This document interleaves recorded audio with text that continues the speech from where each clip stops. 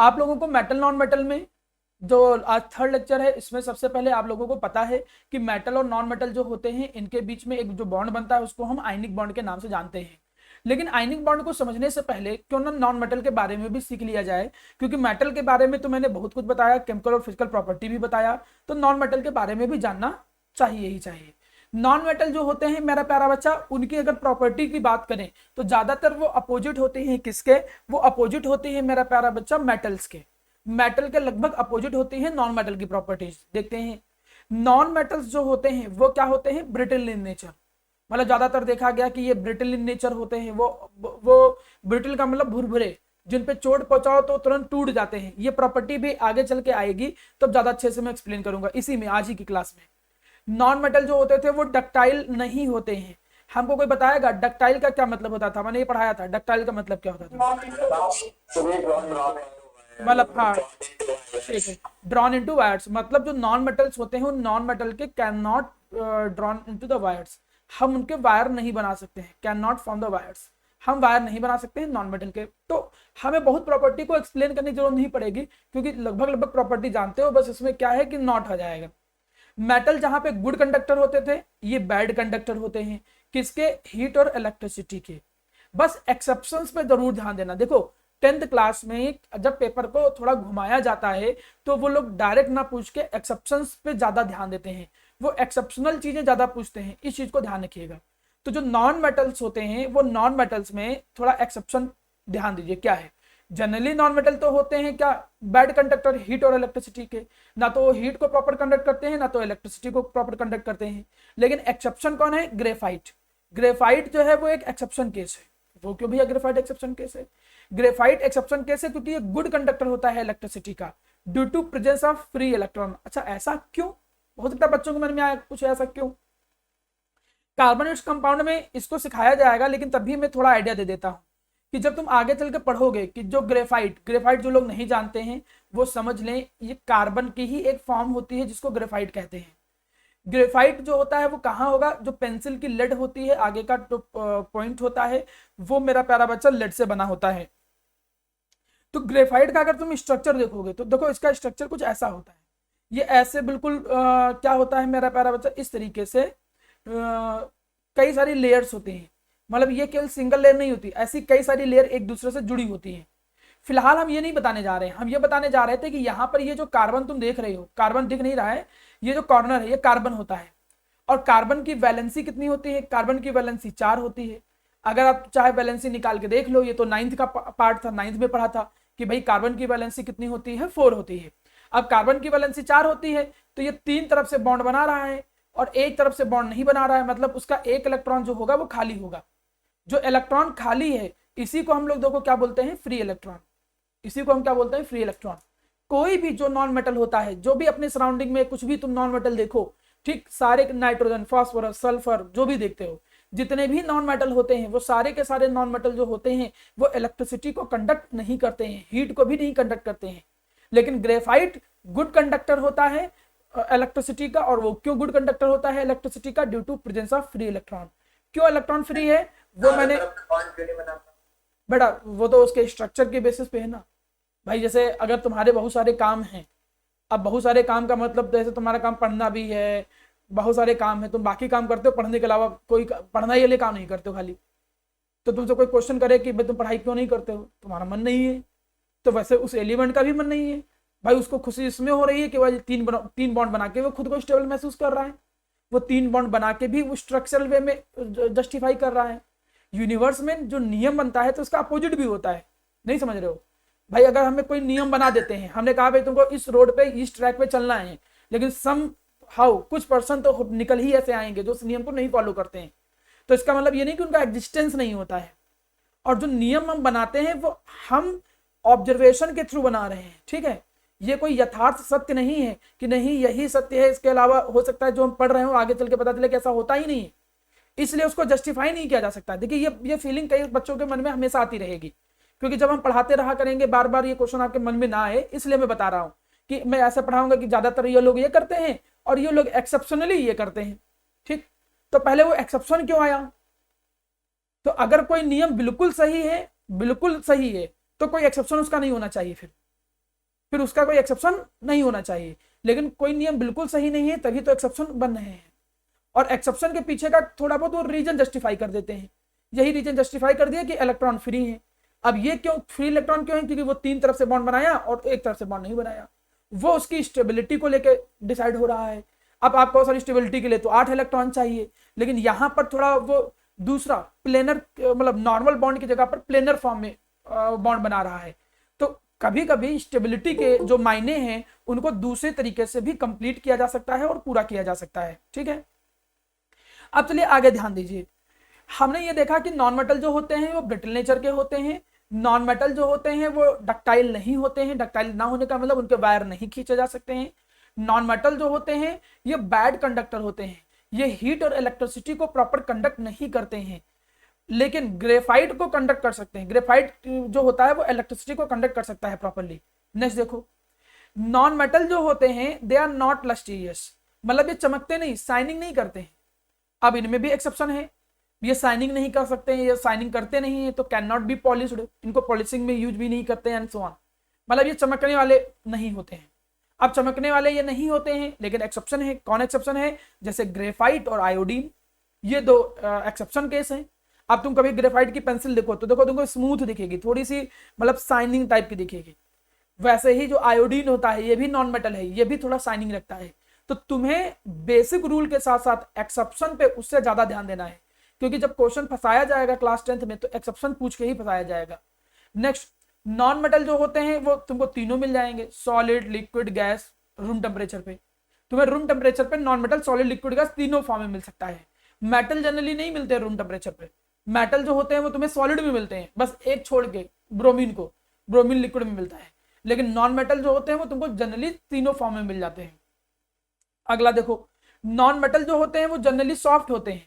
Metals में क्या पढ़ाया था? हार्ड होते हैं। लेकिन नॉन मेटल क्या होते हैं? सॉफ्ट होते हैं। लेकिन इसमें भी एक्सेप्शन केस। एक्सेप्शन क्या है? जैसे डायमंड। अभी तुमको डायमंड के बारे में ज्यादा जानकारी कहां मिलेगी? कार्बोनेट्स कंपाउंड में, क्योंकि डायमंड कार्बन का बनता है। तो कार्बन वाला जब चैप्टर पढ़ोगे तो प्रॉपर पढ़ोगे कि कैसे उसका स्ट्रक्चर है, क्या क्या और प्रॉपर्टी है, सब कुछ। लेकिन इतना तो तुम जानते ही होगे कि डायमंड हार्डेस्ट होता है। ये तो तुम सुना ही होगा तुमने कि डायमंड से कटिंग की जाती है। जब नॉर्मल कटिंग किसी से ना हो तो डायमंड से ही कटिंग करते हैं हम लोग। तो डायमंड जो होता है वो एज अ कटर के तौर पे भी यूज किया जाता है। तो डायमंड हार्डेस्ट होता है। तो मतलब नॉन मेटल जनरली सॉफ्ट होते हैं। जनरली बोला मैंने, जनरली का मतलब 90% से ज्यादातर जो अधिकतर लोग, तो अधिकतर नियम, अधिकतर जनरली क्या होते हैं? वो सॉफ्ट होते हैं। लेकिन यहाँ पर एक्सेप्शन आ गया। एक्सेप्शन कौन है मेरा प्यारा बच्चा? डायमंड हो गया। अगला देखो, नॉन मेटल का melting point and boiling point कम होता है। ये सारे जितने तुम रूल पढ़ रहे हो सब मेटल से अपोजिट है। मेटल में सब इसका उल्टा होता था, इतना ज्यादा मेल्टिंग पॉइंट है इसका। नॉन मेटल जो होते हैं इनकी डेंसिटी कम होती है, जबकि जो मेटल होते थे उनकी डेंसिटी ज्यादा होती थी। लेकिन इनमें भी एक्सेप्शन केस है। कौन? आयोडीन। आपको मैं एक बार फिर से रिमाइंड करा दूं, जितना आपको पॉइंट याद रखना है उससे ज्यादा एक्सेप्शन याद रखना है। लगभग लगभग तुम देख रहे हो कि 4-5 पॉइंट में एक्सेप्शन आ गए हैं। अब एक बार मैं सारे पॉइंट को जल्दी से बताता हूं। मेटल जो होते हैं, मेटल वो मैलिएबल होते थे, सीट में बनाए जा सकते थे। लेकिन नॉन मेटल ब्रिटल होते हैं। मेटल डक्टाइल होते हैं, नॉन मेटल डक्टाइल नहीं होते हैं। मेटल गुड कंडक्टर इलेक्ट्रिसिटी और हीट का होता है, लेकिन नॉन मेटल नहीं होता है। एक्सेप्शन बाद में याद करना। मेटल जो होते हैं वो जनरली सॉलिड की फॉर्म में पाए जाते हैं, लेकिन नॉन मेटल जो होता है वो हर फॉर्म में पाया जाता है, सॉलिड, लिक्विड, गैस। मेटल जो होते हैं वो जनरली हार्ड होते हैं, लेकिन नॉन मेटल जो होते हैं वो सॉफ्ट होते हैं। मेटल का मेल्टिंग पॉइंट, बॉइलिंग पॉइंट ज्यादा होता है, लेकिन नॉन मेटल का क्या होता है? कम होता है। मेटल जो होते हैं उनकी डेंसिटी, मेटल जो होते हैं उनकी डेंसिटी जो होती है वो ज्यादा होती है, लेकिन नॉन मेटल जो होते हैं उनकी डेंसिटी क्या होती है मेरा प्यारा बच्चा? कम होती है। ये इतनी चीज आप बहुत अच्छे से अपने दिमाग में बैठा लीजिए, इस चीज को भूलिएगा नहीं कतई। क्लियर है? अब जब इतनी बात आपको समझ में आ गया, आपको डाउट हो तो पूछो, फिर मैं आगे बढ़ूं। जो फिफ्थ वाला क्वेश्चन, तो फिफ्थ में लिखा था कि graphite another allotropic form of carbon has सही है था, except diamond and allotropic form of non-metal carbon is the hardest natural substance known। तो ये समझ में आया सिक्स्थ वाला। अरे समझ में क्यों नहीं आया? सब पूरी कहानी खत्म कर दिया तुमको, अब समझ में नहीं आया? हमने कहा कि कार्बन की कौन कौन सी एलोट्रोपिक फॉर्म है? डायमंड है, ग्रेफाइट है। तो वही तो कह रहा है कि डायमंड जो है वो कार्बन की कौन सी है, नॉन मेटल, कार्बन एक नॉन मेटल है ना, तो नॉन मेटल जो कार्बन है, डायमंड उसका एक एलोट्रॉपिक फॉर्म है, और डायमंड जो है वो हार्डेस्ट नेचुरल सब्सटेंस है, मतलब अभी तक जितने एलिमेंट पाए गए हैं उनमें से सबसे हार्डेस्ट है। ये तो एक हिंदी में कन्वर्जन है यार। Okay sir. अब ये तो मैं ये सोच के नहीं बताता हूँ कि तुम लोग इंग्लिश मीडियम में पढ़ते हो, यूपी बोर्ड में तो पढ़ते नहीं हो शायद, लेकिन हमें लगता था कि केवल मेरी इंग्लिश कमजोर है। अब लग रहा है कि मुझे धीरे धीरे विश्वास हो रहा है कि ऐसा नहीं होता है, किसी को नहीं आता कन्वर्ट करना। ठीक है, नेक्स्ट देखो। अब इसके बाद अगला देखो, how metal react with non metal. अब देखो अच्छा पॉइंट स्टार्ट हुआ है, यहां सब ध्यान दीजिएगा। ठीक, नॉन मेटल के बारे में तो बेसिक प्रॉपर्टी तुमने समझ लिया। अब यहां पर देखो कि जो मेटल्स होते हैं वो नॉन मेटल के साथ रिएक्ट कैसे करते हैं। How metals react with non metals, metals जो होते हैं वो नॉन मेटल के साथ रिएक्ट कैसे करते हैं सुनिएगा। लेकिन मेटल नॉन मेटल से रिएक्ट कैसे करता है उस कहानी पे जाने से पहले तुम्हें गुजरना पड़ेगा एक नियम से जिसको बोलते हैं ऑक्टेट रूल। मैं ऑक्टेट रूल बता भी चुका हूं इससे पहले, क्योंकि बीच में यूज पड़ गया था इसलिए बताना पड़ा मुझे। ऑक्टेट का मतलब नाम से पता चला, ऑक्ट का मतलब 8, तो 8 से रिलेटेड कोई रूल है, ऑक्ट मींस 8 से रिलेटेड रूल है। ये रूल कहता है, ये रूल दिया किसने था, जीएन लुइस एंड कॉसल, इसको मैं लुइस एंड कॉसल रूल भी कहता हूं, लुइस एंड कॉसल रूल।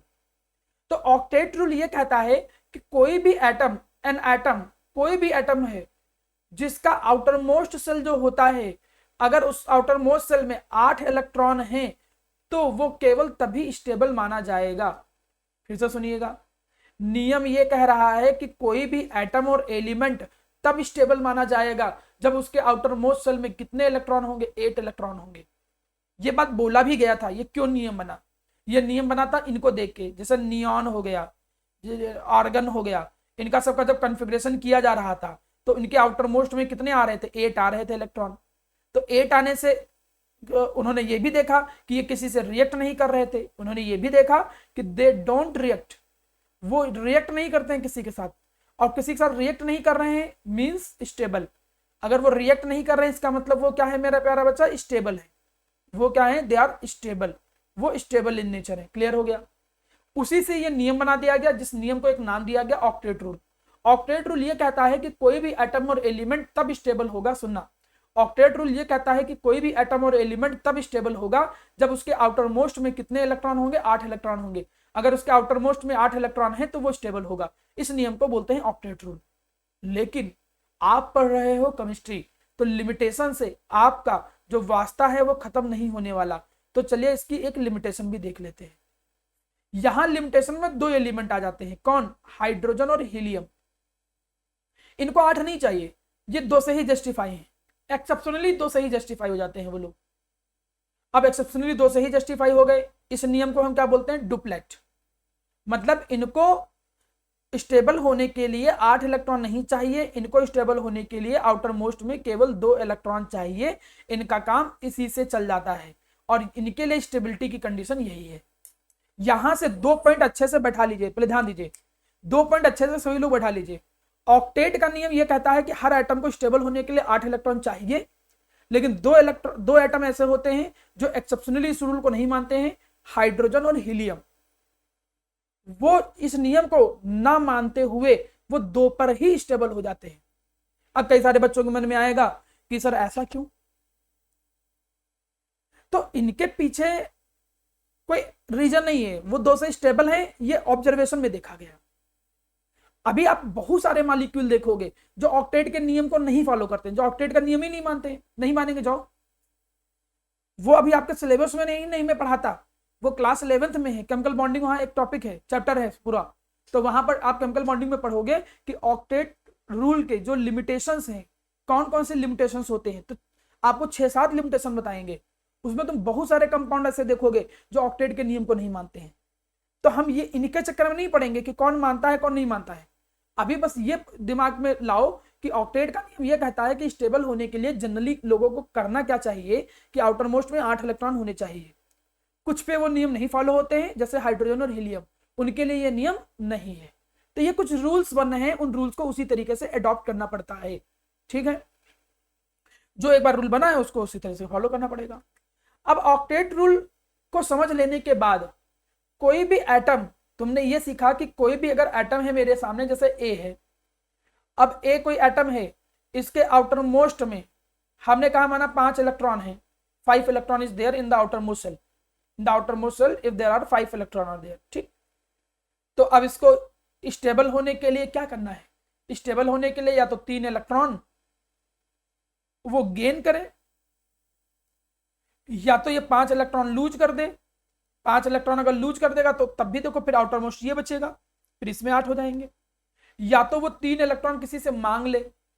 मतलब जनरली क्या होता है कि एटम जो होते हैं उनको अपने आउटर मोस्ट सेल में 8 लाने के लिए, 8 लाने का मतलब इनर्ट गैस बनाना। इनर्ट गैस जो होते हैं, जो ये नहीं थे, हीलियम, नियॉन, आर्गन, हाँ नोबल गैस, जिनके आउटर मोस्ट में 8 इलेक्ट्रॉन तुम देख रहे थे, ये नोबल गैस कहलाते हैं। इन्हीं को हम एक नाम और देते हैं, इनको हम इनर्ट गैस कहते हैं।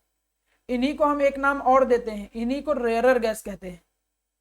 तो कहा गया कि इनर्ट गैस की कॉन्फ़िगरेशन पाने के लिए, मतलब इनर्ट गैस के बराबर इलेक्ट्रॉन पाने के लिए 3 काम करने पड़ते हैं। या तो इलेक्ट्रॉन लूज करना पड़ता है, या तो गेन करना पड़ता है, या तो शेयर करना पड़ेगा। या तो लूज करे, या तो गेन करे, या तो शेयर करे, 3 ऑप्शन है। नियम क्या कह रहा है कि भाई स्टेबल तब होगा जब उसके पास 8 इलेक्ट्रॉन हो जाए सराउंडिंग में। ऑक्टेट का नियम कह रहा है सराउंडिंग में जब 8 इलेक्ट्रॉन होंगे तब स्टेबल होगा। और उसको पाने के लिए या तो वो लूज करे, या तो गेन करे, या तो शेयर करे, 3 ऑप्शन होते हैं। यहां पर उसी कॉन्सेप्ट की बेसिस पे अब पहला बॉन्ड बन के निकल के आया। ये जो बॉन्ड है ये तुम लोगों को पढ़ना है। कौन सा बॉन्ड? इस बॉन्ड को हम कहते हैं किस नाम से? आयनिक बॉन्ड के नाम से जानते हैं। इसको हम कहते हैं आयनिक बॉन्ड, या फिर हम इसको कहते हैं इलेक्ट्रोवैलेंट बॉन्ड। इसको आयनिक बॉन्ड कहते हैं या इलेक्ट्रोवैलेंट बॉन्ड कहते हैं। अच्छा, आयनिक बॉन्ड की कोई डिफिनेशन पूछे, if someone ask what is the definition of ionic bond, मुझे आयनिक बॉन्ड की डिफिनेशन बताओ जरा, समझाओ क्या होता है आयनिक बॉन्ड। तो कहोगे कि आयनिक बॉन्ड एक अट्रैक्शन फोर्स है। बॉन्ड का मतलब ही होता है अट्रैक्शन फोर्स। बॉन्ड का मतलब वो नहीं कि जेम्स बॉन्ड, बॉन्ड का मतलब यहां पर अट्रैक्शन फोर्स है। एक अट्रैक्शन फोर्स, भाई कोई भी मॉलिक्यूल तुम ले लो, चाहे वाटर ले लो, चाहे कुछ भी ले लो, इनके जो एटम है वो आपस में जुड़े हैं ना, they are bonded with each other by some force. उसी फोर्स को हम एक नाम देंगे, क्या नाम देंगे? बॉन्ड। बॉन्ड का मतलब ये होता है। तो चाहे वो बॉन्ड जैसा हो, बॉन्ड का मतलब है ही नाम अट्रैक्शन फोर्स। तो ये एक ऐसा अट्रैक्शन फोर्स है जो किसके बीच में लगता है? मेटालिक कैटायन और नॉन मेटालिक एनायन। अब इस बात का क्या मतलब है? थोड़ा समझ नहीं पाया, थोड़ा समझाइए जरा सर इसको। इसमें होता क्या है, इसको एक एग्जांपल के थ्रू आओ, फिर हम बैक में आएंगे। देखो एक एग्जांपल के थ्रू देखो, जैसे एग्जांपल हमने यहां पर लिया सोडियम क्लोराइड, ठीक, सोडियम क्लोराइड का एग्जांपल लिया। सबसे पहले सोडियम जो कि एक मेटल है, देखिए सोडियम जो कि एक मेटल है, मेटल का एक नेचर होता है इलेक्ट्रॉन को लूज करना, और जो इलेक्ट्रॉन को लूज करते हैं उनको कहते क्या है? इलेक्ट्रोपॉजिटिव। ये इलेक्ट्रॉन को लूज करेगा, एक इलेक्ट्रॉन लूज करेगा और बना क्या देगा? Na+ बना देगा।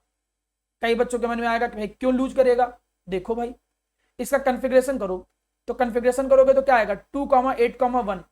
सर कॉन्फ़िगरेशन कैसे करेंगे? 9th में पढ़ रखा है आपने, नहीं सीखा है तो 9th के लेक्चर देखिए। इलेक्ट्रॉन इसमें कितने होते हैं? एटॉमिक नंबर 11 होता है। एटॉमिक नंबर 11 है तो कॉन्फ़िगरेशन करोगे तो 2,8,1। तो ये हर समय क्या चाहेगा यार, कैसे भी हम एक इलेक्ट्रॉन लूज कर दें, लेकिन ये नहीं कि अपने आप लूज कर देगा, कोई गेन करने के लिए होना चाहिए तभी लूज करेगा ये, ठीक। तो ये एक इलेक्ट्रॉन अपना लूज कर दिया। जैसे एक इलेक्ट्रॉन इसने लूज कर दिया, भाई इसने एक इलेक्ट्रॉन देखो यहां पर क्या कर दिया? लूज कर दिया। तो अब इसका आउटर मोस्ट कॉन्फ़िगरेशन क्या है? 2,8। मतलब तुमसे अगर कोई पूछे ना प्यारा बेटा कि कोई इलेक्ट्रॉन क्यों लूज करता है, क्यों गेन करता है, क्यों शेयर करता है, तो आप इसका आंसर क्या बोलोगे? For getting stability. अपने आउटर मोस्ट में 8 इलेक्ट्रॉन पाने के लिए ही वो लूज करता है, गेन करता है या शेयर करता है। तो उसने देखो एक इलेक्ट्रॉन लूज करके क्या बना दिया? कैटायन बना दिया।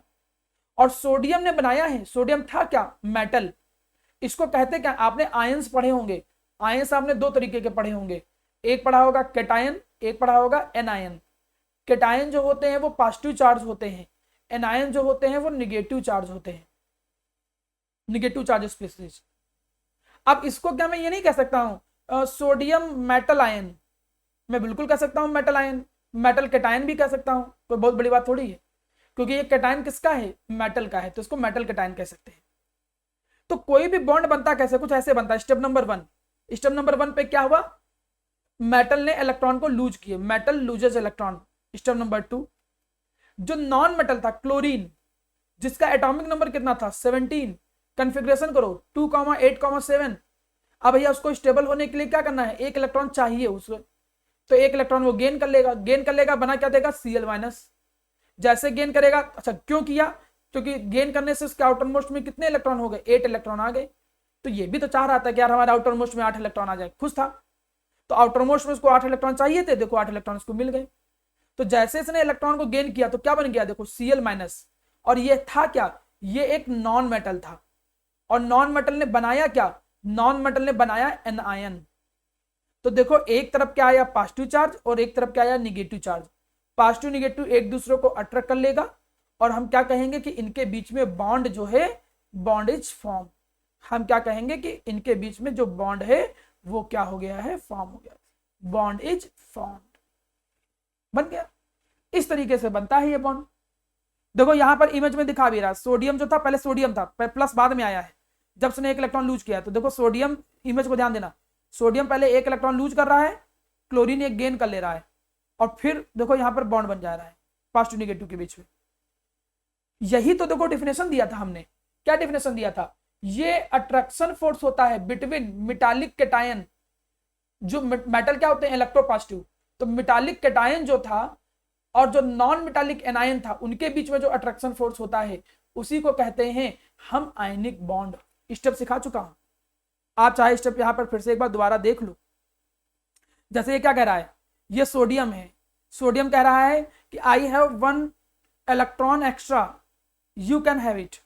दूसरा बेचारा उदास था, परेशान था, तो वो चाह रहा था कि हमको एक इलेक्ट्रॉन मिल जाए, हम स्टेबल हो जाएं, और इसके पास एक ज्यादा था। तो ये क्या कह रहा है कि हाँ हमारे पास एक इलेक्ट्रॉन है, क्या तुम्हें चाहिए, तो ये कह रहा है कि हाँ हमें एक चाहिए ऑक्टेट कंप्लीट करने के लिए। एक इलेक्ट्रॉन उसने दिया इसको तो पॉजिटिव हो गया, इसने गेन किया तो नेगेटिव हो गया, बॉन्ड बन गया। यहां पर देखो, ये देखो सोडियम थोड़ा रोमांटिक मूड में बॉन्ड बना रहा है। रोमांटिक मूड में बॉन्ड कैसे बना रहा है, कह रहा will you accept my electron forever to make the ionic bond with me. तुम मत करने लगना, नहीं मार डंडे डंडा तोड़ दिए जाओ। सुनिए प्यारा बेटा, हम लोगों ने आयनिक कंपाउंड में कई सारी छोटी छोटी बातें पढ़ लिया था, उन्हीं में से कुछ जो एग्जाम्पल थे वो मैं पिछली क्लास में डिस्कस कर रहा था। मैं उन्हीं एग्जाम्पल से फिर से शुरुआत करता हूँ, थोड़ा ध्यान से सुनिएगा, समझ में आ जाएगा, थोड़ा ध्यान दीजिए। सबसे पहले जब आप आयनिक कंपाउंड के किसी भी एग्जाम्पल को देखते थे, जैसे कि मैं बात करूं माना NaCl, अब कोई तुमसे पूछे कि NaCl जो होता है उसका जो फॉर्मूला है, उसके कंस्टिट्यूएंट कौन है, मतलब NaCl किससे मिलके बना है, तो आप कहोगे कि वो Na+ और Cl- से मिलके बना है। अच्छा ये बनता कैसे है, आयनिक कंपाउंड फॉर्म कैसे होता है, चलिए उसी को एक बार मैं रिवाइज कराता हूँ। ये बेसिकली 2 स्टेप में होता है। सबसे पहले स्टेप नंबर 1, जो मेटल होते हैं वो अपने इलेक्ट्रॉन को लूज करते हैं। तो यहां पर जो सबसे पहला स्टेप होगा वो क्या होगा कि जो सोडियम मेटल है, मेटल की टेंडेंसी ही होती है इलेक्ट्रॉन को लूज करने की, sodium metal loses it's electron. वो क्या करेंगे मेरा प्यारा बच्चा, वो अपने इलेक्ट्रॉन को लूज करेंगे। Sodium metal loses electron, sodium metal जो होंगे वो क्या करेंगे मेरा प्यारा बच्चा, इलेक्ट्रॉन को लूज करेंगे, एंड वो क्या बनाएंगे, और वो मेरा प्यारा बच्चा फॉर्म करेंगे, क्या फॉर्म करेंगे, कैटायंस जो होगा वो फॉर्म करेंगे। चलिए ध्यान सुनिए, सोडियम मेटल इलेक्ट्रॉन को लूज करेंगे और इलेक्ट्रॉन को लूज करके कैटायन बनाएंगे, ये पहला पार्ट होता है। जैसे मैं एग्जांपल दूं, मैंने एग्जांपल माना दिया सोडियम। अब सोडियम जिसका एटॉमिक नंबर कितना होता है, 11 होता है। अब 11 एटॉमिक नंबर है तो कन्फिग्रेशन करोगे तो क्या आएगा 2,8,1। तो ये अपना आउटर मोस्ट इलेक्ट्रॉन लूज करना चाहेगा ही चाहेगा। क्यों चाहता है अपना आउटर मोस्ट इलेक्ट्रॉन लूज करना, क्या कोई बता सकता है कि सोडियम अपना लास्ट वाला इलेक्ट्रॉन क्यों लूज करना चाहता है? हाँ बिल्कुल सही, क्योंकि वो इलेक्ट्रॉन को लूज करने के बाद स्टेबिलिटी गेन कर लेगा, आउटर मोस्ट में 8 इलेक्ट्रॉन हो जाएंगे जिससे वो स्टेबल हो जाएगा। कोई बता सकता है इस रूल को कहते क्या थे कि आउटर मोस्ट में 8 हो? बिल्कुल सही, इसको बोलते थे ऑक्टेट का रूल। तो पहले स्टेप में सोडियम मेटल, मेटल जो कि होते क्या है इलेक्ट्रोपॉजिटिव, वो इलेक्ट्रोपॉजिटिव मेटल क्या करते हैं, इलेक्ट्रॉन को लूज करते हैं और कैटायन बना देते हैं। स्टेप नंबर 2 पे जो नॉन मेटल होते हैं जो कि इलेक्ट्रोनिगेटिव होते हैं, नॉन मेटल जो कि जनरली होते क्या है, नॉन मेटल जो कि जनरली क्या होते हैं, इलेक्ट्रोनिगेटिव होते हैं, ये क्या करते हैं मेरा प्यारा बच्चा, गेन दैट इलेक्ट्रॉन, वो क्या करते हैं उस इलेक्ट्रॉन को गेन करते हैं एंड फॉर्म एनायन, और वो क्या बनाते हैं मेरा प्यारा बच्चा, एनायन को फॉर्म करते हैं। जैसे क्लोरीन देखो, क्लोरीन एटॉमिक नंबर कितना है 17, तो भाई ये एक इलेक्ट्रॉन गेन करना ही चाहता है। क्यों गेन करना चाहता है, क्योंकि गेन करने पर उसके आउटर मोस्ट में 8 इलेक्ट्रॉन हो जाएंगे, तो इसीलिए ये एक इलेक्ट्रॉन गेन करेगा, और जब वो एक इलेक्ट्रॉन उसके पास ज्यादा हो जाएगा तो उस पर निगेटिव चार्ज आ जाएगा। फिलहाल गेन या लूज, कोई पूछे कि कोई इलेक्ट्रॉन को लूज या गेन क्यों करता है, तो आपका आंसर यही है कि कोई इलेक्ट्रॉन को लूज या गेन स्टेबिलिटी को ऑब्टेन करने के लिए करता है, जिससे उसके आउटर मोस्ट में 8 इलेक्ट्रॉन हो जाए। अब तुमने देखा कि मेटल ने इलेक्ट्रॉन को लूज करके क्या बनाया, मेटल ने इलेक्ट्रॉन को लूज करके कैटायन बनाया, और इस कैटायन को हम क्या नाम देते हैं, मेटालिक कैटायन बोलते हैं।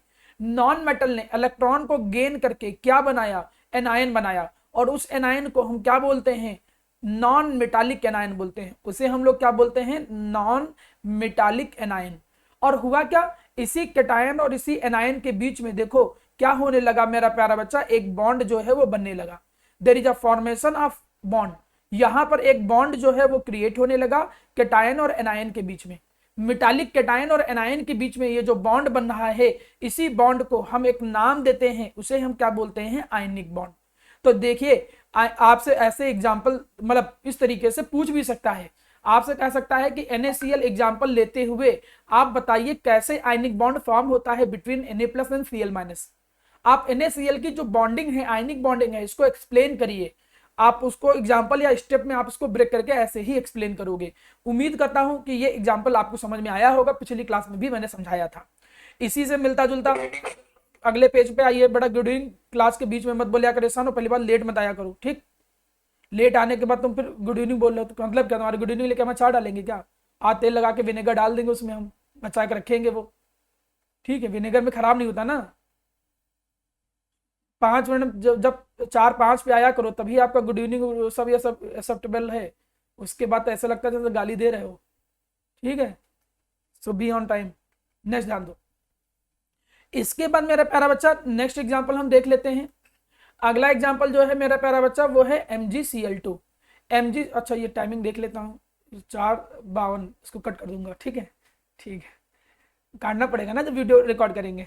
चलिए दूसरा एग्जाम्पल देखते हैं। दूसरा एग्जाम्पल है मेरा प्यारा बच्चा MgCl2। अब चलिए हम इस आयनिक कंपाउंड की बात करते हैं मेरा प्यारा बच्चा।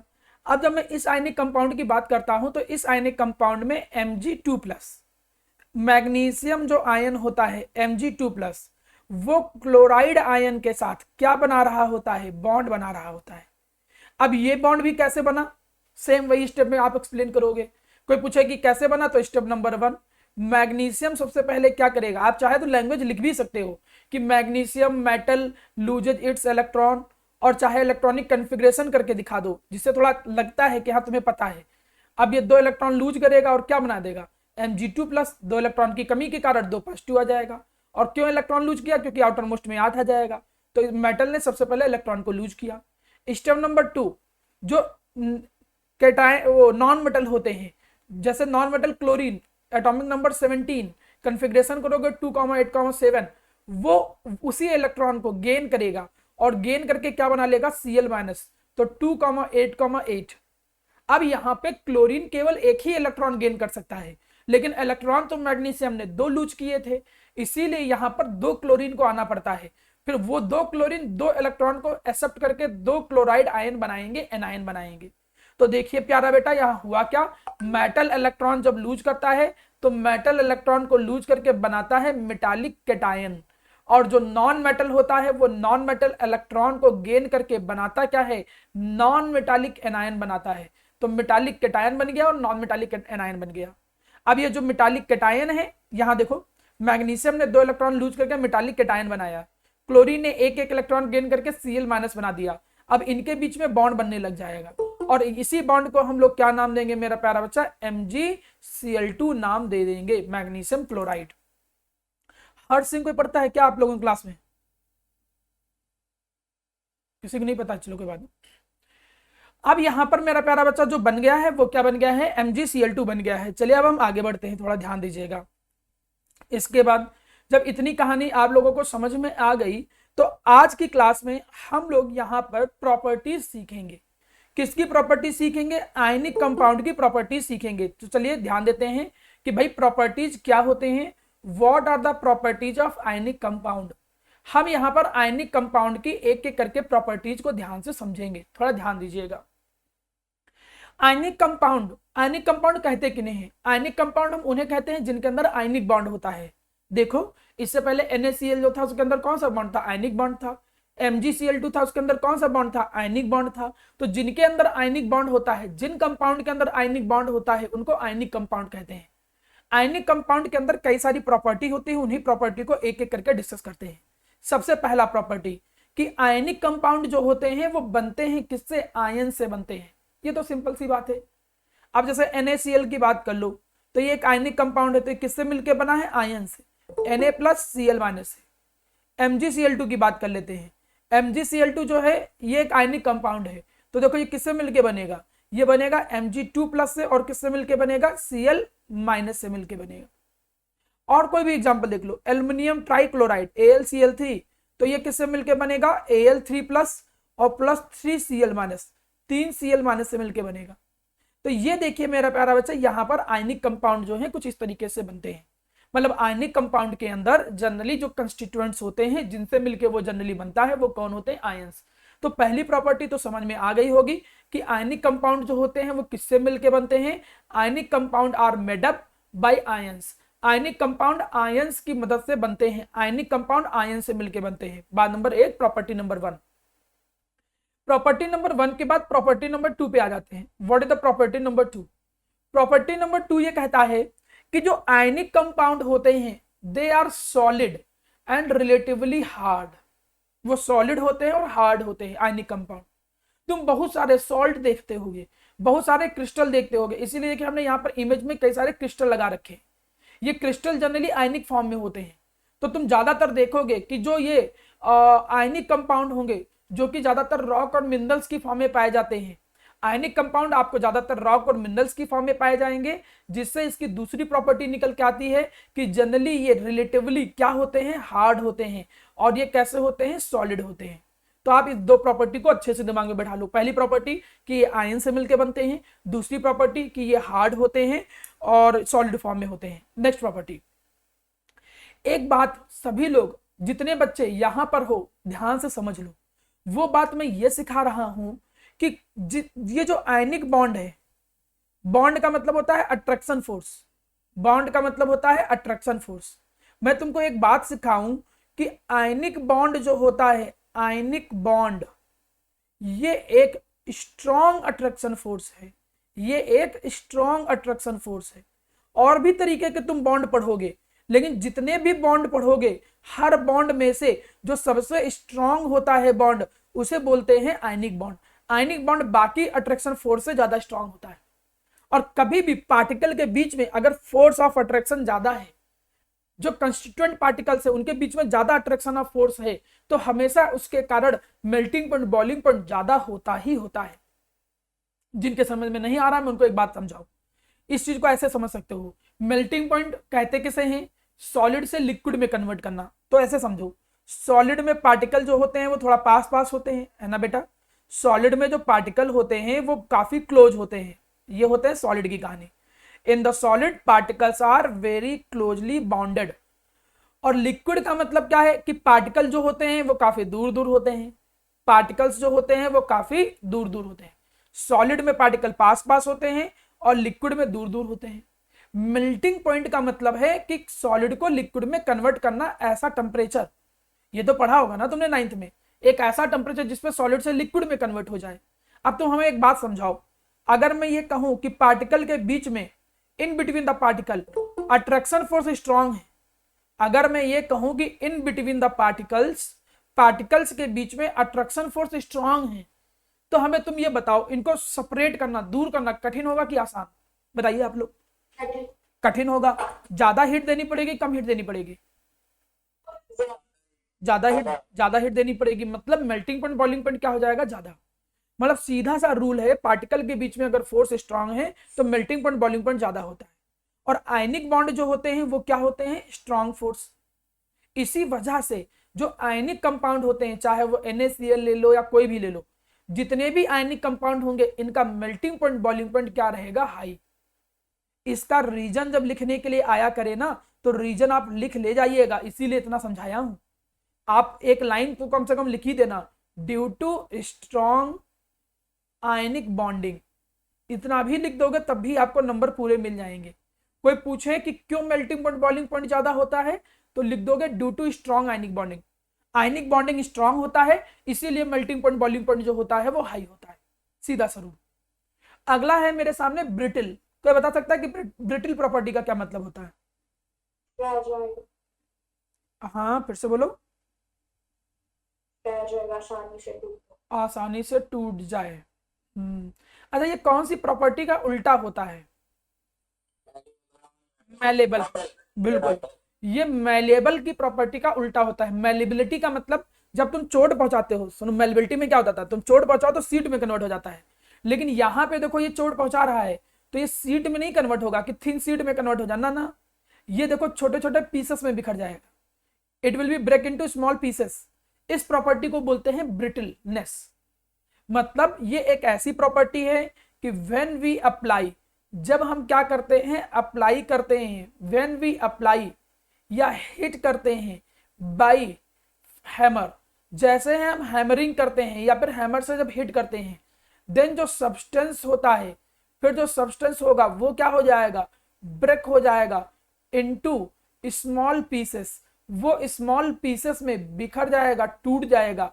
इस प्रॉपर्टी को हम बोलते हैं किस नाम से मेरे प्यारा बच्चा? ब्रिटल प्रॉपर्टी के नाम से। तो जो आयनिक कंपाउंड होते हैं वो ब्रिटल इन नेचर होते हैं, ये प्रॉपर्टी भी याद रखना। Ionic compounds are brittle in nature. Ionic compound जो होते हैं मेरा प्यारा बच्चा वो ब्रिटल नेचर के होते हैं। इस प्रॉपर्टी को भी अच्छे से दिमाग में जरूर बैठा लो। तो ये सब प्रॉपर्टीज आपके सामने हो रही हैं। पहली प्रॉपर्टी आयन से मिलकर बनते हैं, ठीक। दूसरी प्रॉपर्टी क्या थी, किसी को याद है? दूसरी प्रॉपर्टी क्या पढ़ाया था? वो आयन से मिलकर बनते हैं। देन दूसरी प्रॉपर्टी, हाँ, वो हार्ड होते थे और सॉलिड होते थे, इनका melting point boiling point high होता है, ये ब्रिटल नेचर के होते हैं, मतलब चोट पहुंचाने में पीसेस में बिखर जाएंगे। नेक्स्ट, अगली प्रॉपर्टी, आयनिक कंपाउंड जो होते हैं are generally soluble in polar solvent. Polar solvent like water, मतलब ये जो वाटर जैसे पोलर सॉल्वेंट जो होते हैं, पोलर का मतलब जिनके ऊपर चार्ज डेवलप हो जाए, पोलैरिटी आ जाए। हम ये शायद जिक्र कर चुके हैं, नहीं भी जिक्र किए हैं तो आगे चल के समझ में आएगा आपको, अभी मत समझो, अभी इतना खाली याद रखो कि पोलर होते हैं। जब इलेक्ट्रोनेगेटिविटी का डिफरेंस हो तब पोलैरिटी आती है। अब इलेक्ट्रोनेगेटिविटी वाला टर्म आप पढ़ोगे कहाँ? इलेक्ट्रोनेगेटिविटी वाला टर्म आप पढ़ोगे मेरा प्यारा बच्चा क्लास नेक्स्ट चैप्टरों में। तो इसीलिए मैं अभी ये डिस्कस नहीं करने जा रहा हूं कि what is mean by polarity. Actually में होता क्या है कि ऑक्सीजन ज्यादा इलेक्ट्रोनेगेटिव है, इलेक्ट्रॉन को खींचने की जो पावर होती है उसको बोलते हैं इलेक्ट्रोनेगेटिविटी। तो ये जो दो इलेक्ट्रॉन है इनको खींचेगा अपनी तरफ, तो इस पे चार्ज आने लगेगा निगेटिव, इस पे पॉजिटिव चार्ज आने लगेगा। लेकिन ये इलेक्ट्रॉन कैसे हैं ये सब अभी नहीं समझ में आएगा, जब मैं आपको पढ़ाऊंगा कोवेलेंट बॉन्डिंग तब आपको ये पोर्शन समझ में आएगा। तब तक बस समझ लो कि वाटर एक पोलर सॉल्वेंट है। सॉल्वेंट का मतलब जिसके अंदर डिजोल्व किया जा सके, और जैसे ही हम आयनिक कंपाउंड को उसके अंदर डिजोल्व करते हैं तो वो बहुत आसानी से डिजोल्व हो जाता है। जैसे एग्जांपल देखो, यहाँ हम नमक को डिजोल्व कर रहे हैं, नमक पानी में बड़ी आसानी से क्या हो जाता है, डिजोल्व हो जाता है। NaCl is dissolve in water very easily, बहुत आराम से डिजोल्व हो जाएगा। क्यों भाई, ऐसा क्यों होता है? ऐसा इसलिए होता है क्योंकि जो आयनिक कंपाउंड होता है, ऐसा इसलिए होता है क्योंकि जो आयनिक कंपाउंड होता है वो किस नेचर का होता है? पोलर नेचर का होता है। थोड़ा ध्यान से देखिएगा, जो आयनिक कंपाउंड होता है वो किस नेचर का होता है? पोलर नेचर का होता है। अच्छा, इस बात का क्या मतलब है थोड़ा समझो। जैसे मैंने कहा कि यहां पर वाटर हमने बना दिया, वाटर चलो बना दिया भाई हमने, ये वाटर के मॉलिक्यूल है। अभी मैं थोड़ा सा एग्जांपल समझाने की कोशिश कर रहा हूं, उम्मीद करता हूं समझ में आ जाएगा। लेकिन कुछ टर्म्स ऐसे हैं जो नेक्स्ट चैप्टर में यूज होगा, तो मे भी हो सकता है कि आपके दिमाग में वो उतना अच्छे से समझ में ना आए। तो उसके लिए आपको बहुत परेशान होने की जरूरत नहीं है।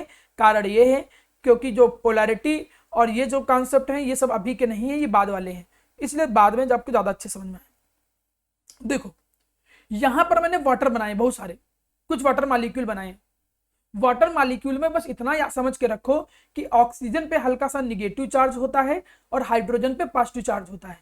मैं ऊपर बता भी चुका हूं कि क्यों, इसका reason due to electronegativity difference. लेकिन इलेक्ट्रोनेगेटिविटी डिफरेंस क्या होता है उसको अभी समझने की कोशिश मत करो, जब मैं वो चैप्टर आएगा तब जरूर समझाऊंगा, अभी कोई जरूरत नहीं पड़ेगा इस चैप्टर में।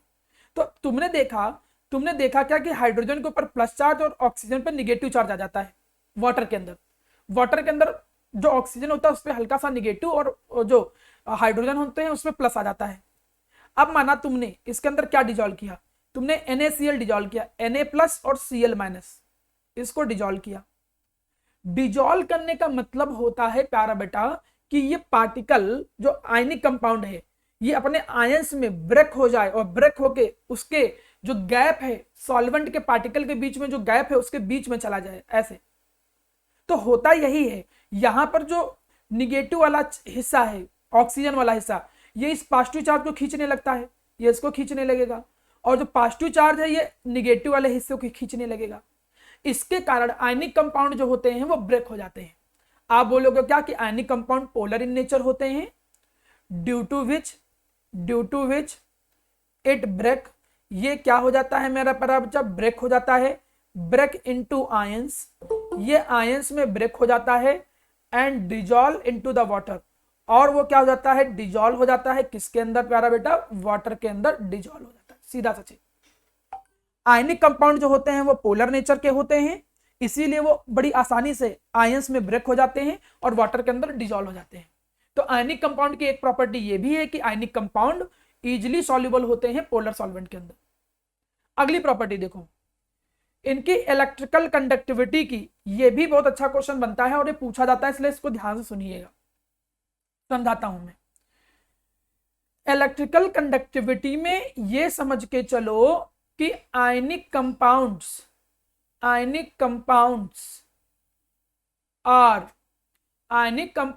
आर soluble in, यहां सॉल्युबल की बात ही नहीं है, मैं इसको मिटा दे रहा हूं। हाँ, क्या समझा रहा हूं कि ionic compounds are conductor of, ये कंडक्टर होते हैं ऑफ इलेक्ट्रिसिटी, ये कंडक्टर होते हैं इलेक्ट्रिसिटी के, but only in aqueous medium, only in aqueous medium and molten state। अब इस बात का मतलब समझाऊंगा। यहां पर क्या होगा, इन सॉलिड स्टेट, यहां पर क्या होगा, इन solid state it is insulator, in solid state it is insulator, solid state में वो क्या होता है मेरा प्यारा बच्चा, इंसुलेटर होता है। ठीक है, चलो इस बात का मतलब समझो। इस बात का मतलब थोड़ा सा समझाता हूं, थोड़ा ध्यान से देखिएगा, समझ में आ जाएगा। यहां पर देखिए सभी लोग, जितने भी लोग हो, अब हमने कहा क्या मेरा प्यारा बेटा, हमने आपसे ये कहा कि जो आयनिक कंपाउंड होते हैं ये कंडक्टर होते हैं इलेक्ट्रिसिटी के। इलेक्ट्रिसिटी के कंडक्टर का मतलब इलेक्ट्रिसिटी कंडक्ट करेंगे। तुम अभी ये एक्सपेरिमेंट देखोगे, हो सकता है पता नहीं कभी एक्सपेरिमेंट किया हो या ना किया हो। अगर मैं ये बोलूं कि माना 2 बीकर ले लूं, अगर मैं ये बोलूं 2 बीकर ले लूं, एक में मैं क्या भर दूं, एक में मैं भर दूं डिस्टिल्ड वाटर, एक में मैं भर दूं डिस्टिल्ड वाटर मतलब नॉर्मल वाटर जिसके अंदर आयंस ना हो, और एक में मैं भर दूं क्या, ब्राइन सॉल्यूशन मतलब NaCl विद वाटर, पानी के साथ में NaCl भर दूं, और मैं अगर इलेक्ट्रिसिटी कंडक्ट करना चाहूं, एक वायर लगा दूं और वायर के थ्रू मैं इलेक्ट्रिसिटी कंडक्ट करना चाहूं, तो तुम देखोगे इससे इलेक्ट्रिसिटी नहीं कंडक्ट होगी, इससे इलेक्ट्रिसिटी कंडक्ट होगी। ऐसा क्यों, क्योंकि इलेक्ट्रिसिटी कभी भी कंडक्ट होती है तो केवल किसके कारण, due to only ions, ions के कारण और फ्री इलेक्ट्रॉन के कारण। और फ्री इलेक्ट्रॉन तुम्हें कहां मिलते हैं, मेटल के अंदर, तो ये तो हटा ही दो। और आयंस के कारण कंडक्टिविटी होती है, लेकिन आयंस नहीं, कौन से ion, free ion. Free ion का क्या मतलब है, आयन होने चाहिए फ्री मूवमेंट करने के लिए। देखो देखो, जब वो सॉलिड स्टेट में होता है, देखो यहां देखो, जब वो सॉलिड स्टेट में था तो इसका ये मतलब नहीं कि कंपाउंड के अंदर आयन नहीं है, आयन है, देखो आयंस है यहाँ पे, ions are there into the ionic compound when it is in the solid state also, but these ions are not free to move. ये आयंस फ्री नहीं है मूवमेंट करने के लिए। क्यों नहीं फ्री है? क्योंकि देखो ये स्ट्रॉन्ग फोर्स से बंधे हुए हैं, they are bonded with each other by strong electrostatic force, वो स्ट्रॉन्ग फोर्स से एक दूसरे से बंधे हुए हैं।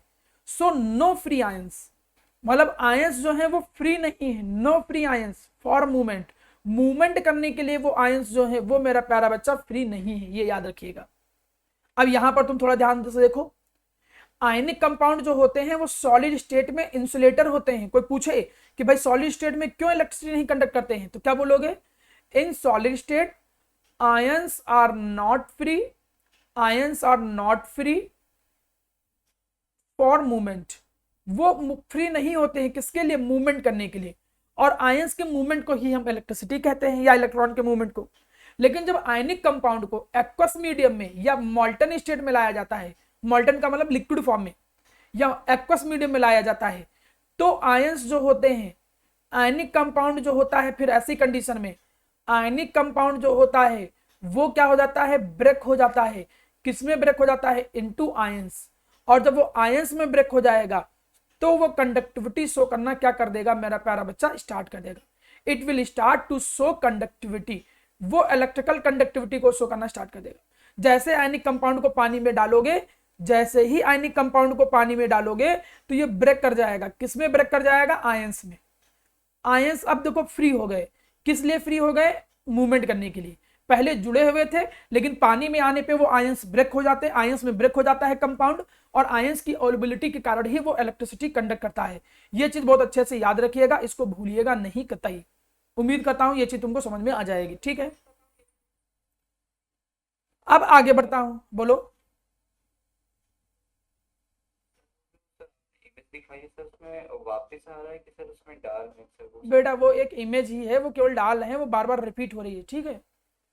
वो वापस नहीं आ रहा, जादू नहीं है, ठीक है। वो केवल एक इमेज डाली गई है जिससे पता चला कि वो उसमें वापस जा रहा है, ठीक है। अब यहां तक कि प्यारा बेटा चीजें समझ लेने के बाद नाउ कमाना कुछ क्वेश्चंस, हम इनके कुछ क्वेश्चन की प्रैक्टिस करते हैं, इससे समझ में आ जाएगा।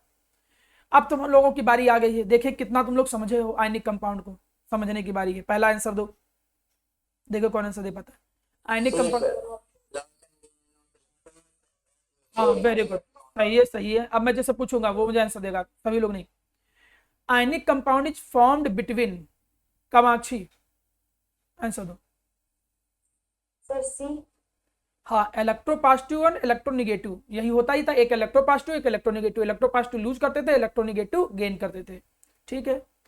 अर्जुन जैसे क्वेश्चन स्टार्ट हो जाए तुरंत भाग जाते हैं।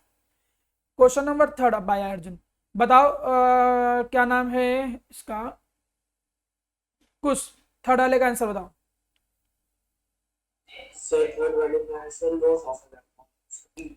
In the formation of ionic compound cation is form loss of electron, बिल्कुल सही, बी आंसर आ जाएगा, बिल्कुल सही है।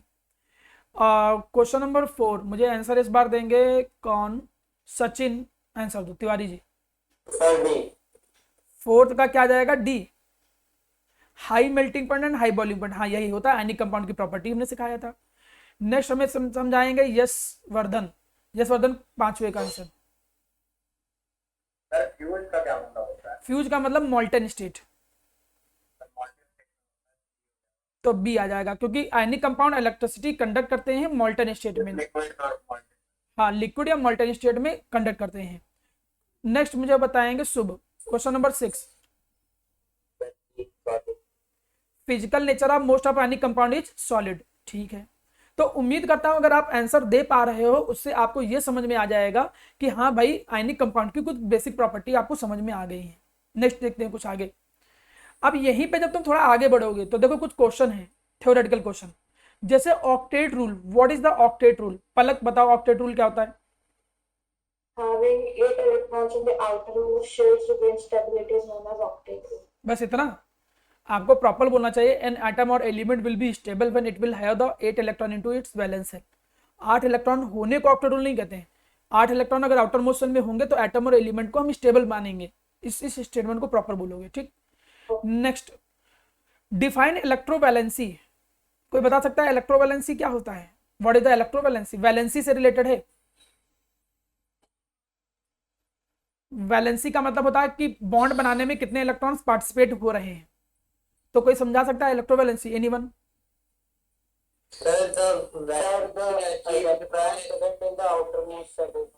थोड़ा थोड़ा सही है। आप यहां पर ये बोलोगे नंबर ऑफ इलेक्ट्रॉन लूज और गेन बाय एलिमेंट। कोई भी एलिमेंट कितने इलेक्ट्रॉन लूज कर रहा है या गेन कर रहा है उसी को इलेक्ट्रोवैलेंसी कहेंगे। ठीक है, इलेक्ट्रोवैलेंसी का मतलब मेटल कितने इलेक्ट्रॉन लूज कर रहा है और नॉन मेटल कितने गेन कर रहा है, वो उस मेटल या नॉन मेटल की इलेक्ट्रोवैलेंसी कहलाएगी। अच्छा ये बताओ, आयनिक कंपाउंड ब्रिटल नेचर के होते हैं या नहीं होते हैं? होते हैं। ब्रिटल नेचर का मतलब होता है कि वो ब्रेक कर जाते हैं। किसमें वो ब्रेक कर जाते हैं? जब उनके ऊपर चोट पहुंचाते हैं। देखिए थोड़ा सा एक्स्ट्रा नॉलेज के लिए सिखा रहा हूं कि बहुत ज्यादा जरूरी नहीं है, समझो। एक्चुअली ये ब्रेक कर क्यों जाता है? जैसे माना Na+ है, यहां तुमने Cl- बनाया, फिर तुमने Na+ बनाया, फिर Cl- बनाया, Na+ बनाया, Cl- बनाया। मैं ये समझाने की कोशिश कर रहा हूं कि ये ब्रेक कर क्यों कर जाता है। Na+ Cl- ऐसे बना दिया मैंने, Cl- Na+। अब प्यारा बेटा देखो होगा क्या, Na+ Cl- यहां पर आ गया Na+ Cl- Na+ Cl-। अब हमने कहा क्या कि जैसे मेरा प्यारा बेटा तुमने इस क्रिस्टल के ऊपर चोट पहुंचाई, सुनिएगा, तुमने देखा कि तुमने जैसे ही इस क्रिस्टल के ऊपर चोट पहुंचाई, तुमने इसके ऊपर हिट किया, तो हिट करने पे जो अपर लेयर होती है, अपर लेयर, वो क्या करता है मेरा प्यारा बच्चा? स्लाइड करता है। अब कोई तुमसे पूछेगा नहीं इसका रीजन मैं, लेकिन मैं तुमको समझाने की कोशिश कर रहा हूं क्यों ब्रेक कर जाता होगा, क्यों मेलेबल प्रॉपर्टी नहीं रखता है। तो जब अपर लेयर स्लाइड करेगा तो होगा क्या, चलो मैं इसको मिटा दे रहा हूं, अब इसको स्लाइड कर रहा हूं, अभी देख लो अच्छे से कैसे है। अभी Cl के ऊपर Na है, तो जब वो स्लाइड करेगा थोड़ा सा आगे स्लाइड कर जाएगा। चलिए इसको मैंने थोड़ा सा आगे स्लाइड कर दे रहा हूं, ठीक। अब मैं इसको जब थोड़ा सा आगे स्लाइड किया तो होगा क्या कि यहां पे आ जाएगा Na+, यहां जाएगा Cl-, यहां जाएगा Na+, यहां जाएगा Cl-, यहां जाएगा Na+, यहां जाएगा Cl-। तो इससे क्या होता है कि सेम आयन, सेम टाइप के आयन एक दूसरे के सामने आने लगते हैं। और जब सेम टाइप के आयन एक दूसरे के सामने आने लगेंगे तो सेम चार्ज रिपल करता है ना, पढ़ा होगा तुम लोगों ने, सेम चार्ज रिपल करता है। तो उस रिपल्सन से, हाँ उस रिपल्सन से पार्टिकल दूर भागते हैं। और जब पार्टिकल दूर भागते हैं तो वो चोट पहुंचाने पे एक तरीके से मान सकते हो कि वो ब्रेक कर जाता है। जब तुम इसकी थ्योरी कभी पढ़ते हो नेट पे सर्च करके या थोड़ा सा डीपली जाके पढ़ते हो कि चोट पहुंचाने पे भाई ये क्यों मतलब ब्रेक कर गया, ये भी सीड की फॉर्म में कन्वर्ट हो जाता। बॉन्ड तो इसका स्ट्रांग ही है, बॉन्ड कोई कमजोर तो है नहीं, और सर ने बताया भी है इसका बॉन्ड तो बाकी के बॉन्ड के कंपैरिजन में ज्यादा स्ट्रांग है। अगर बाकी के कंपैरिजन में भी इतना स्ट्रांग है तो फिर क्यों टूट गया? फिर तो उसको जुड़ा रहना चाहिए ना, नहीं तो फिर ये कहते कि ये बॉन्ड कमजोर होता है। तो वो इसलिए क्योंकि जब तुम उस पर चोट पहुंचाते हो तो अपर लेयर थोड़ी सी स्लाइड करेगी।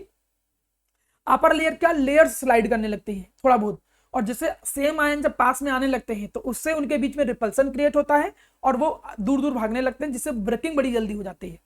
अब ये रीजन बस अपने दिमाग में बना के रखो, वो आपसे पूछा नहीं जाएगा। यहां कह रहा है एक्सप्लेन द ब्रिटल नेचर, तो खाली इतना लिखना है कि हाँ आयनिक कंपाउंड ब्रिटल नेचर के होते हैं, उनको जब हम हिट करते हैं तो वो पीसेस में बिखर जाते हैं, पीसेस में टूट जाते हैं। वाई आयनिक कंपाउंड है high melting and boiling point, बताओ कोई लोग, ionic compound high melting and boiling point क्यों रखते हैं, बताओ। ड्यू टू, हाँ ड्यू टू, हाँ ड्यू टू, बिल्कुल सही, due to presence of strong ionic bonding. चलिए next, why ionic compound show electrical conductivity in fuse और soluble state. Ionic compound electrical conductivity क्यों शो करते हैं फ्यूज या सॉल्युबल स्टेट में? Because ions are free to move in that. हाँ, in the, आप ऐसे बोलोगे इन अ फ्यूज स्टेट और in a soluble state free ions are available, क्योंकि वहां पे आयंस जो होते हैं वो फ्री हो जाते हैं। ऐसा क्यों? क्योंकि आयनिक कंपाउंड जो होता है वो ब्रेक हो जाता है, वो ब्रेक हो जाता है इनटू आयंस, मतलब कैटायन एनायन में, और फ्री आयंस जब अवेलेबल होंगे तो वो इलेक्ट्रिसिटी कंडक्ट करने लग जाएगा। तो इतने क्वेश्चन करने से उम्मीद कर सकता हूं कि तुम लोगों को थोड़ा थोड़ा आइडिया लग गया होगा कि आयनिक कंपाउंड की कौन कौन सी प्रॉपर्टी होती हैं। चलिए अब हम लोग नेक्स्ट क्लास में इसके आगे के टॉपिक को सीखेंगे।